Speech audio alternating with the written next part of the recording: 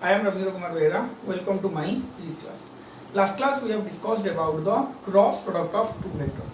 So today we are going to discuss about some of the numericals that are based on cross product of two vector and also Lami's theorems.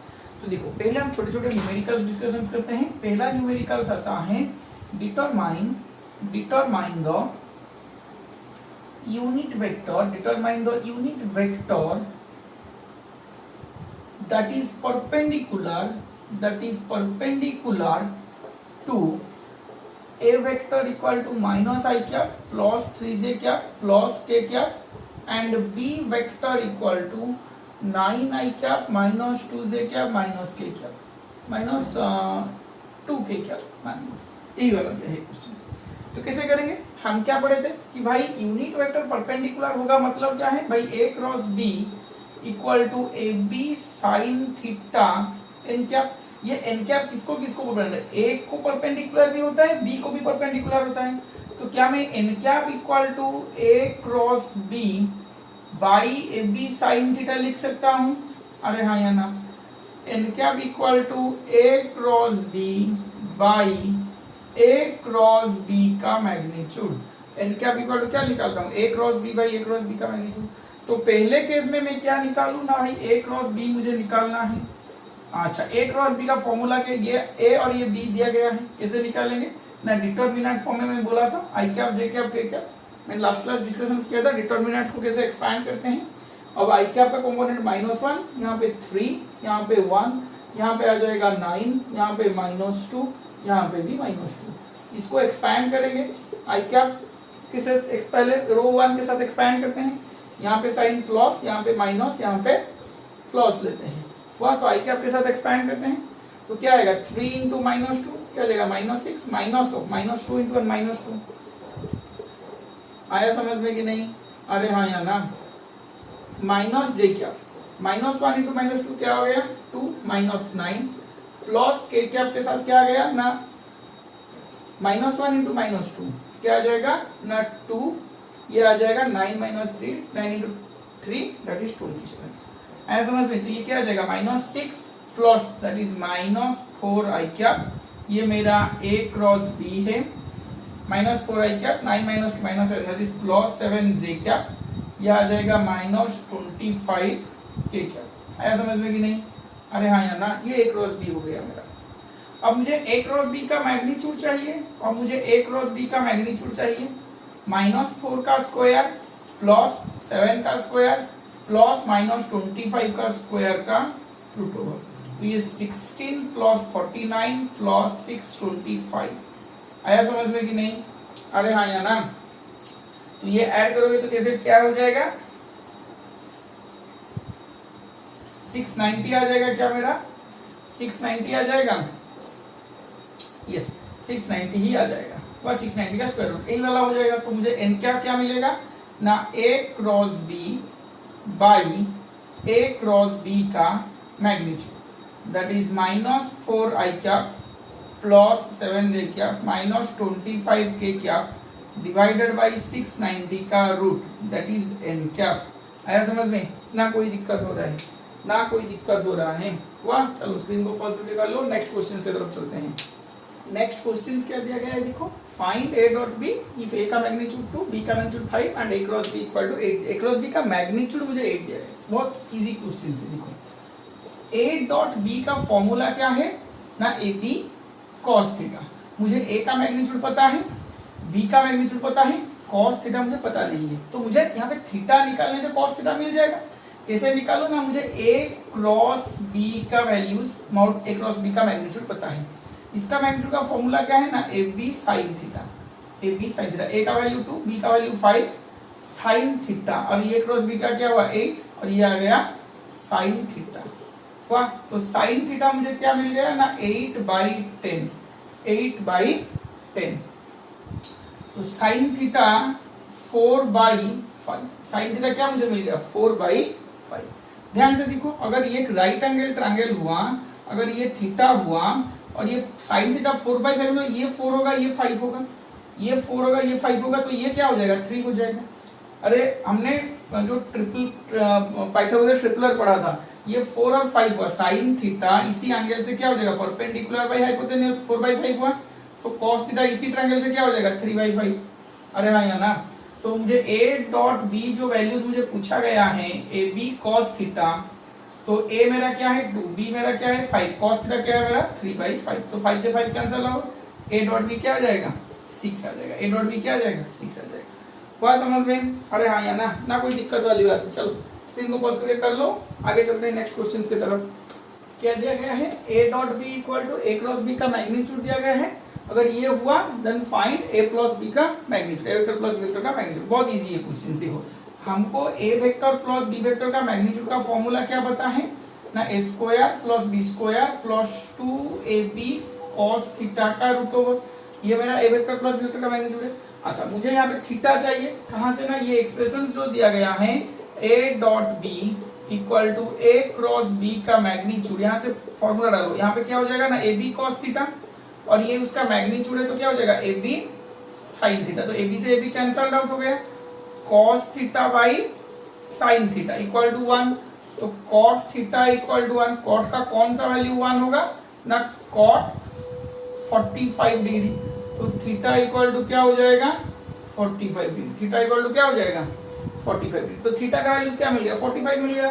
तो मुझे a vector plus B vector का values निकालना है, उसका magnitude by square root of a square plus B square plus 2ab cos 45 degree, cos 45 तो a square plus B square plus 2ab, ये आ गया 1/√2 का स्क्वायर रूट। सॉल्व करेंगे तो फाइनल आंसर क्या आएगा ना, A vector plus B vector का magnitude equal to A square plus B square plus √2ab का पावर हाफ। वाह, this is the final answer, this is the final answer. वाह, चलो स्क्रीन को पॉज करके लिख लो, आगे चलते हैं।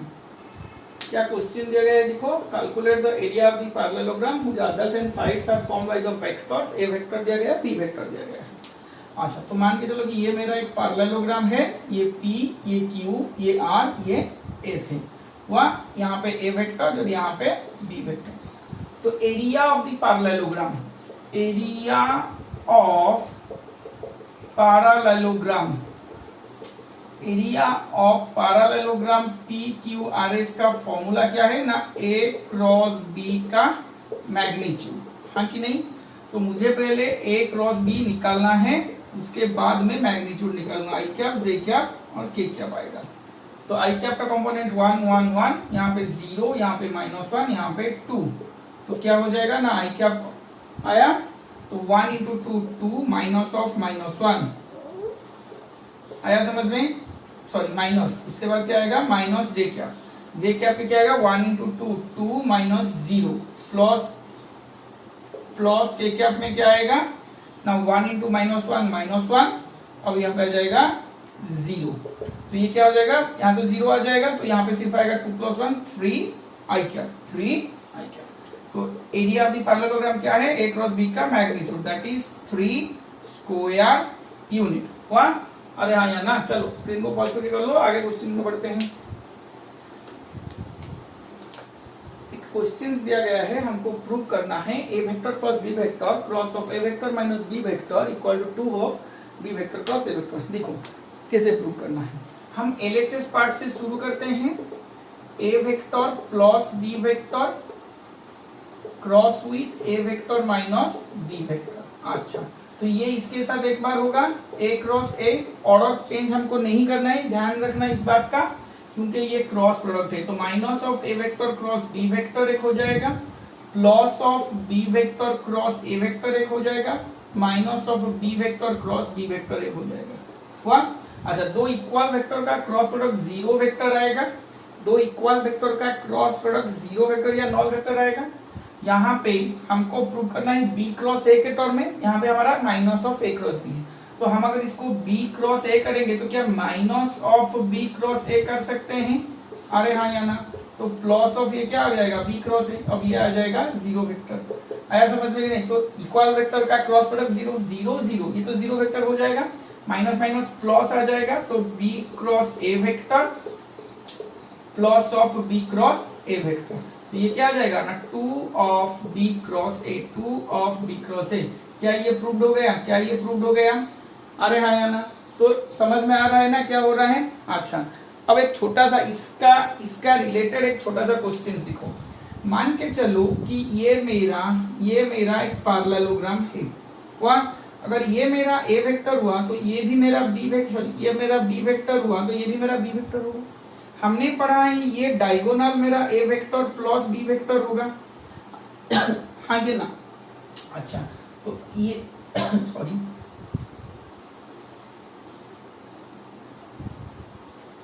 तो ये diagonal A vector plus B vector होगा, ये diagonal A vector minus B vector होगा। क्या सबने पढ़ा है? अरे हाँ या ना, क्या ये सबने पढ़ा है? ए वेक्टर माइनस बी वेक्टर होगा ये डायगोनल। समझ में आ रहा है? अरे हाँ या ना समझ, सॉरी ये होगा ए वेक्टर प्लस बी वेक्टर, ये डायगोनल होगा ए वेक्टर माइनस बी वेक्टर। तो अगर मैंने दो एडजेसेंट साइड में एक पैरेललोग्राम का दोनों वेक्टर को रिप्रेजेंट किया तो ये हो जाएगा डायगोनल 1, ये हो जाएगा ए वेक्टर प्लस बी वेक्टर, ये हो जाएगा ए वेक्टर माइनस बी वेक्टर। क्या मेरी बात समझ में आ रहा है? अरे हाँ या ना। हाँ, ये वेक्टर माइनस, अच्छा इसका डायरेक्शन इधर वाला है, ऐसा समझ में कि नहीं? अच्छा ठीक है। तो अब मुझे पैरेललोग्राम का एरिया क्या है ना, ए क्रॉस बी, यही मेरा पैरेललोग्राम का एरिया है। किसी क्वेश्चन पे दो डायगोनल ऐसे दिया जाएगा कि एक diagonal A vector plus B vector इतना है और A vector minus B vector इतना है। ध्यान से सुनो क्या करना है। ए वेक्टर क्रॉस बी वेक्टर का मैग्नीट्यूड मेरा क्या है? Area of parallelogram, area of parallelogram, area of parallelogram हुआ, आया समझ में कि नहीं? अरे हाँ या ना। अच्छा, अगर एरिया ऑफ द पैरेललोग्राम ये है तो a vector plus B vector तुमको गिवन होगा, ए वेक्टर माइनस बी वेक्टर तुमको गिवन होगा। एक पैरेललोग्राम का दोनों डायगोनल इस तरह रिप्रेजेंट हुआ होगा कि a vector plus B vector given है, ए vector minus B vector given है, और तुमको पूछा जाएगा कि भाई find the area of the parallelogram. तो क्या मैं ये फॉर्मूला को अप्लाई कर सकता हूँ ए क्रॉस बी पाने के लिए? क्या मैं ये फॉर्मूला को अप्लाई कर सकता हूँ? अरे हाँ या ना। जैसे कि मैंने लिखा कि a vector plus B vector cross of A vector minus B vector equal to 2 of b cross a. Similarly भी मैं लिख सकता हूँ कि a vector minus B vector cross of A vector plus B vector equal to 2 of A cross b, 2 of A cross b. क्या मैं इसको लिख सकता हूँ? अरे हाँ या ना मैं नहीं लिख सकता हूँ। ए वेक्टर माइनस बी वेक्टर मतलब यहाँ पे ऑर्डर सिर्फ रिवर्स कर दिया हूँ। यहाँ पे बी क्रॉस ए रहा था तो a vector plus vector cross of A vector minus B vector किया, तो इसको मैं आगे ले जाऊँ तो ये भी ऑर्डर रिवर्स हो जाएगा। खुद ट्राई करके देख लो, ये वाले तुम प्रूव कर सकते हो। तो दोनों डायगोनल का क्रॉस करेंगे तो मुझे a vector cross B vector का मिल जाएगा, वहां से 2 डिवाइड करोगे तो मुझे मिल जाएगा। अरे हाँ या ना कोई दिक्कत हो रहा है इसमें? यहाँ पे ए क्रॉस बी मेरा हो सकता है half of A vector minus B vector cross of A vector plus B vector. वाह, तो यहाँ से भी मिल जाएगा। ये मेरा एरिया ऑफ द पैरेललोग्राम का एक अनदर फॉर्मूला है। वाह, चल एक छोटा सा चीज यहाँ पे मैं चेंज करना चाहता हूँ कि यहाँ पे जो ये हुआ है डायरेक्शन ऐसे नहीं आएगा, इसका डायरेक्शन ऐसे होगा, ये डायरेक्शन ऐसे होगा। वाह, अब हो जाएगा ये ए वेक्टर माइनस बी वेक्टर, ये ए वेक्टर।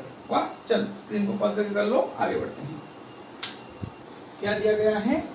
ए क्रॉस बी का square equal to A square B square minus A dot B का स्क्वायर हमको प्रूव करना है। अच्छा सुनो जरा, ये जो एलएचएस पार्ट दिया गया है ए क्रॉस बी का स्क्वायर, क्या मैं इसको इस तरह लिख सकता हूँ? ए क्रॉस बी का मैग्नीट्यूड का स्क्वायर। अरे हाँ या ना, ए क्रॉस बी मैग्नीट्यूड का स्क्वायर हम लिख सकते हैं। ओके, तो ये क्या हो जाएगा ना, ए बी साइन थीटा का स्क्वायर। ए क्रॉस बी का मैग्नीट्यूड क्या है? A B sine theta. अरे हाँ या ना, अच्छा ठीक है। तो ए बी साइन थीटा, अच्छा इसे कैसे हुआ पता चलेगा? अच्छा सुनो, हमको क्या पता था कि दो वेक्टर का dot product, the dot product of two equal vector is equal to the square of the magnitude of the either vector. सुनो इधर, मैं पहले से क्या लिख रहा था? A dot A equal to मैं लिख रहा था ए स्क्वायर, दोनों इक्वल वेक्टर का dot product square of the magnitude of the vector हो जाता है। अगर मैं ए क्रॉस बी का स्क्वायर लिखूंगा मतलब ए क्रॉस बी एक वेक्टर है, हाँ कि नहीं? तो ए क्रॉस बी एक वेक्टर डॉट विथ में क्या ए क्रॉस बी लिख सकता हूं? तो इसे होगा तो मैग्नीट्यूड ऑफ आइदर वेक्टर इसका हो जाएगा, तो मैग्नीट्यूड ऑफ आइदर वेक्टर। क्या समझ में आ रहा है कि नहीं? अरे ये ऐसे था, ये इसको हम इसी तरह भी लिख सकते हैं ना, a cross b dot of a cross b, ऐसे मतलब dot product of two vector is equal to the square of the magnitude of either vector. Square मतलब क्या, ये मतलब मल्टीप्लाई हुआ। अच्छा, तो ए बी साइन थीटा का स्क्वायर तो क्या हो जाएगा, a square B square sine square theta. A square B square sine square theta क्या हो जाएगा मेरा, 1 माइनस कॉस स्क्वायर थीटा। तो ये क्या हो जाएगा, a square B square minus a square B square cos square theta. तो ये क्या हो जाएगा ना, ए बी का होल स्क्वायर, ये क्या हो जाएगा minus of a dot B का होल स्क्वायर, ये हो जाएगा मेरा ए क्रॉस बी का स्क्वायर। आया समझ में कि नहीं? ना कोई दिक्कत नहीं, प्रूव हो गया। वाह, चलो स्क्रीन को पॉज करके कर लो। नेक्स्ट हम डिस्कशन करेंगे लामीस थ्योरम के बारे में। वाह, चलो नेक्स्ट क्या डिस्कशन करेंगे ना, लामीस थ्योरम। लामीस थ्योरम क्या बोल रहा है, लामीस थ्योरम बोल रहा है, मान के चलो कि एक बॉडी मेरा इक्विलिब्रियम में है under the action of 3 forces. मतलब ये बोल रहा है कि if a body is in equilibrium under the action of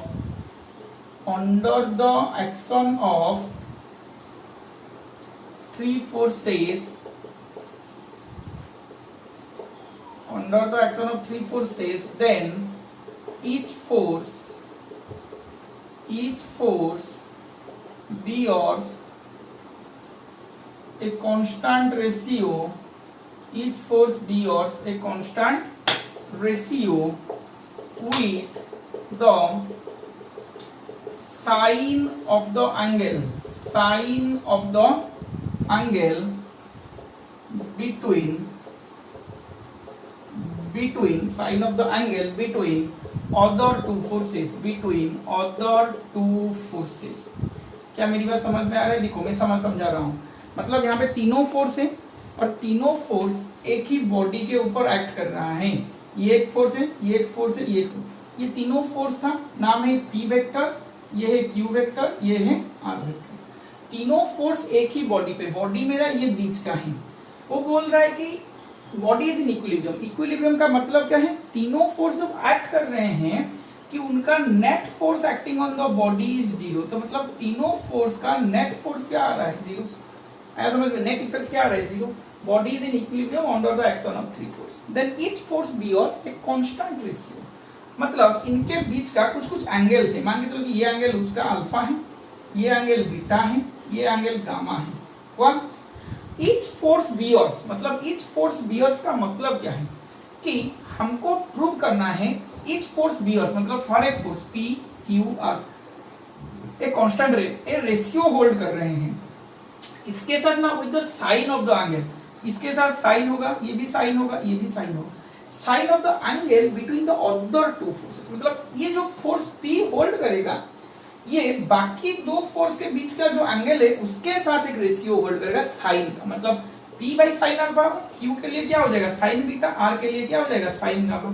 ये हमको प्रूव करना है, टू प्रूव यही हमको करना है। आया समझ में कि नहीं? अरे हाँ या ना समझ में नहीं आ रहा है, यही हमको प्रूव करना है। वहां देखो कैसे करेंगे। पहले हमको गिवन है यही वाला P vector plus Q vector plus R vector equal to 0। अच्छा, प्रूव कैसे करते हैं, देखो यहाँ पे वहां P vector plus Q vector plus R vector equal to 0 vector. तो P vector plus Q vector equal to क्या आ जाएगा ना minus R vector. P vector plus Q vector equal to क्या आ जाएगा ना माइनस R वेक्टर। तो हम क्या करते हैं ना, इसको इक्वेशन 1 देते हैं। इसी इक्वेशन 1 पे एक बार P को क्रॉस करते हैं, एक बार Q को क्रॉस करते हैं। Cross product P vector in equation 1। एक बार P को क्रॉस करेंगे, एक बार Q को क्रॉस करेंगे। देखो इधर P vector plus Q vector cross with P equal to minus of R vector plus P, minus of R vector cross P। क्या ये जो minus of R vector cross P है, क्या मैं इसको minus of P vector cross R vector लिख सकता हूं? ऑर्डर चेंज किया, इसी को मैं क्या करूंगा ना P cross P plus Q cross P करूंगा। आया समझ में क्या मैं बोल रहा हूं? समझ में आ रहा है? अरे हाँ या ना? देखो p क्रॉस p क्या हो जाएगा, जीरो वेक्टर, ये q cross p equal to क्या हो जाएगा, p क्रॉस r। ये आया समझ में, अरे हाँ या ना, q cross p equal to क्या हो जाएगा, p क्रॉस r। अच्छा एक काम करता हूं मैं, इसको यहाँ पे और एक चीज करता हूं, इसको p क्रॉस q में मैं लिख लेता हूं। इसको अगर p क्रॉस q करूंगा तो यहाँ पे माइनस दूंगा, यहाँ पे minus of r cross p करूंगा, हुआ। तो मेरा क्या आ जाएगा ना, p cross q equal to r cross p आ जाएगा। ये हमारा इक्वेशन 2 है। यहाँ पे भी चेंज करने से हो जाएगा, मैंने एक दो स्टेप एक्स्ट्रा कर लिया, यहाँ पे भी अगर करोगे तो हो जाएगा, इसको चेंज करने की जरूरत नहीं था, हो जाएगा, इसे भी करो कोई दिक्कत नहीं। अब मैं क्या कर रहा हूं ना, cross product q vector in equation 1, cross product q vector in equation 1 में कर रहा हूं। इक्वेशन 1 को करूंगा, मतलब इक्वेशन 1 पे करूंगा तो p vector plus q vector equal to r vector था ना, नहीं, तो यहाँ पे मैं क्रॉस q कर रहा हूँ, minus of r vector cross q कर रहा हूँ। आया समझ में कि नहीं, अरे हाँ या ना, अरे हाँ या ना। चलो तो यहाँ पे क्या आ जाएगा मेरा ना, p क्रॉस q एक आता है प्लस q क्रॉस q एक आता है, वाह, minus of r cross q को मैं क्या q क्रॉस r लिख सकता हूं,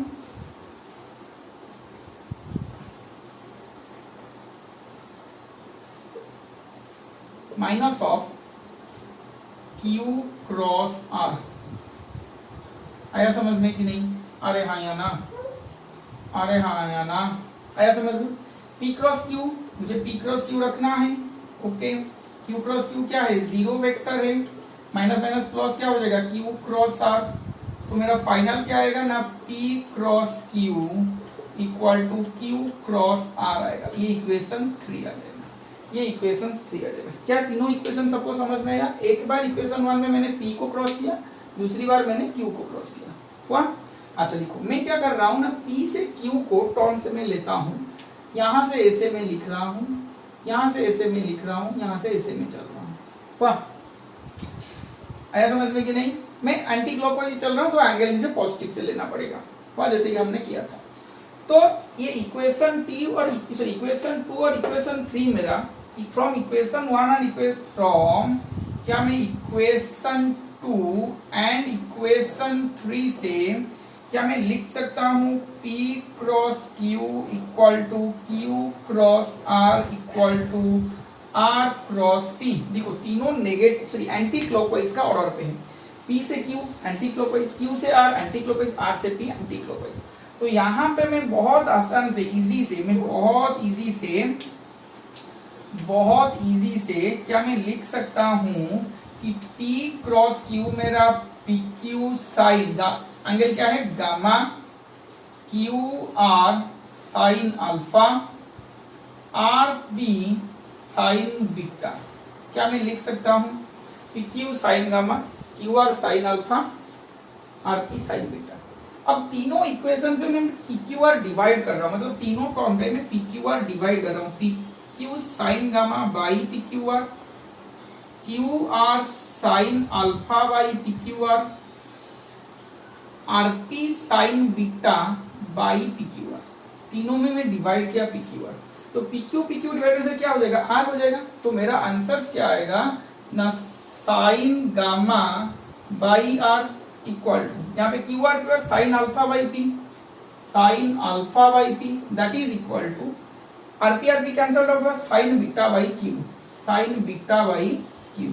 क्या सबको समझ में आ रहा है, क्या सबको समझ में आ रहा है, अरे हाँ या ना। अब यहां से मैं रेसिप्रोकेटिंग